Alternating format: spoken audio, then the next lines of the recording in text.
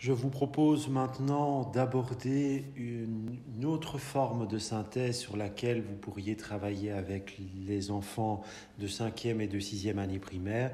Il s'agit des synthèses comparatives. Dans votre cours, je vous propose un exemple bien concret de synthèse comparative. Vous voyez, c'est une synthèse qui correspond à 3 pages. Le sujet de cette leçon est consacré à la comparaison, à la différence qui existe entre les Gaulois et les Gallo-romains. Ou, si vous préférez, les Romains. En primaire, lorsque l'on travaille sur le mode de vie des Romains ou des Gallo-romains, c'est quelque peu similaire. Alors, souvenez-vous, nous avions travaillé dans le cycle 3 déjà sur des exercices de comparaison, sur l'utilisation de tableaux comparatifs, et nous avions pointé dans le cycle 3 la compétence AG5, confronté organisé. Ici, nous sommes dans le cycle 4 et nous pouvons enfin, c'est ça l'une des grandes différences entre le cycle 3 et le cycle 4, c'est l'exploitation possible de nouvelles compétences que vous ne pouvez pas utiliser dans le cycle 3 mais bien dans le cycle 4, notamment les 3 dernières compétences du tableau consacrées à l'exploitation des sources historiques. Alors, je profite de l'occasion pour justement travailler sur la compétence H12 et H14. Nous allons essayer ensemble de les travailler pour justement comprendre la différence que nous devons donner entre le verbe d'action distinguer et comparer.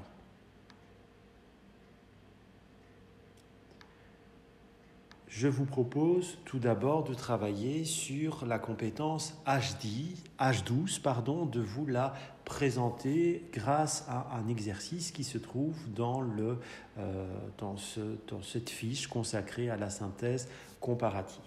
Vous avez en fait différentes sources historiques. Ce sont toutes des sources historiques qui sont proposées aux enfants. Vous avez une sculpture, alors bien entendu il y a la référence, c'est une sculpture qui a été créée par des Gaulois, qui représente vraisemblablement une divinité. Ensuite, vous avez un texte qui a été écrit par un auteur grec, un texte qui décrit certaines habitudes des Gaulois. Ensuite, troisième document, vous avez une nouvelle sculpture réalisée par les Gaulois. Le document numéro 4, la source matérielle numéro 4, c'est à nouveau une sculpture, un buste sculpté par des Gaulois. Et la dernière source, il s'agit d'un nouveau document écrit, d'une source écrite réalisée par un auteur grec. Vous voyez, pour chaque source, il y a une petite fiche d'identité à compléter. Les enfants, pour chacune des sources, doivent définir si cette source est une source matérielle, écrite ou figurative, image, iconographique.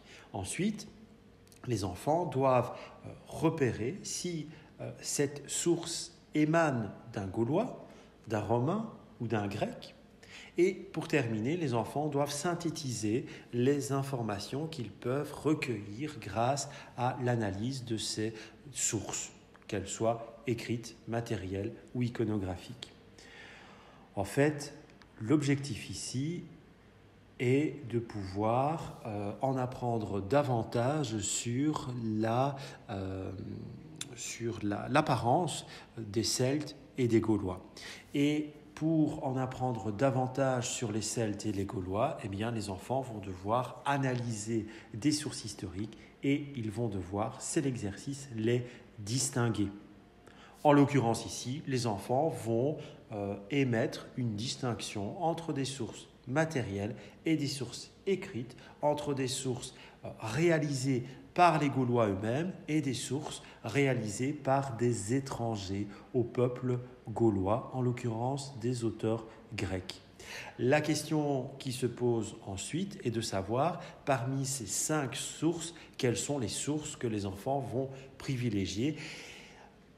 Étant donné que l'on travaille sur les Gaulois, il semblerait logique de se dire que l'on va privilégier les sources réalisées directement par des Gaulois. Autrement dit, ce sont ici, dans cet exercice, les sources matérielles d'origine gauloise que l'on devrait davantage privilégier.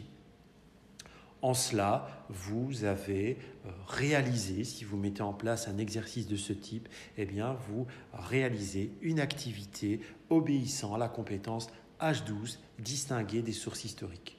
En résumé, pour le dire très simplement, lorsque vous utilisez cette compétence, obligatoirement, vous allez inviter les enfants à distinguer des sources de différentes natures, écrites, matérielles, iconographiques, et éventuellement, comme c'était le cas dans cet exercice, des sources de différentes origines géographiques, les sources gauloises, celtes, romaines ou grecques.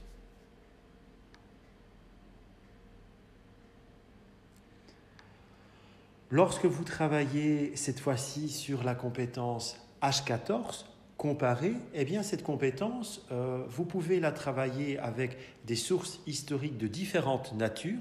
Par exemple, vous êtes sur la Première Guerre mondiale et vous comparez la lettre écrite par un soldat durant le premier conflit mondial, vous êtes face à une source écrite et vous comparez les informations contenues dans cette lettre avec des photographies réalisées dans les tranchées durant la guerre de 1914-1918. Donc vous allez confronter les informations de la source écrite avec des informations livrées par des photographies, livrées par des sources iconographiques. Et vous allez comparer ces deux sources et leurs données. Mais vous pouvez également comparer des sources historiques de même nature. Comme ici, nous avons en fait deux sculptures. À gauche, vous avez une sculpture en bronze gauloise et à droite, vous avez une sculpture, plus précisément un bas-relief d'origine romaine ou gallo-romaine. Et l'exercice de comparaison, vous le connaissez, seul le support change. Ici, vous avez deux sources historiques. Eh bien, on pourrait par exemple demander aux enfants de comparer, donc d'énoncer les points communs, mais aussi les différences qui existent entre la représentation du soldat gaulois et la représentation du soldat romain. C'est ça, travailler la compétence H14, comparer des sources historiques. J'ouvre une parenthèse, c'est très technique, je m'en excuse, mais elle est, je pense, importante. En histoire, vous avez un concept qui porte le nom d'argument du silence. Alors, ce concept, ça signifie quoi ? Eh bien, reprenons notre exemple. Vous avez ici à gauche un soldat celte ou un soldat gaulois et comparé au bas-relief des légionnaires romains, on peut se dire que le soldat gaulois ne montait pas à cheval durant les combats. C'est ça l'argument du silence. Dans l'exemple qui nous occupe, nous n'avons pas la certitude, la mention que les Gaulois utilisaient pour se battre des montures, des chevaux. Par contre, si l'on analyse d'autres sources, notamment matérielles, on va tout de suite comprendre que certains soldats gaulois pouvaient utiliser des chevaux durant la bataille. C'est ça l'argument du silence. Ce n'est pas parce qu'une source historique ne donne pas une information que cette information n'existait pas. Je ferme cette parenthèse technique.